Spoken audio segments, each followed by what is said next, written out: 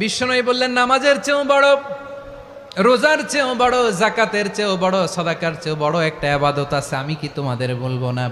সাহাবারা বললেন, ইয়া রাসূলুল্লাহ, বালা, অবশ্যই বলবেন, সেটা কি? বিশ্বনবী বললেন, ইসলাহু যাতিল বাইন।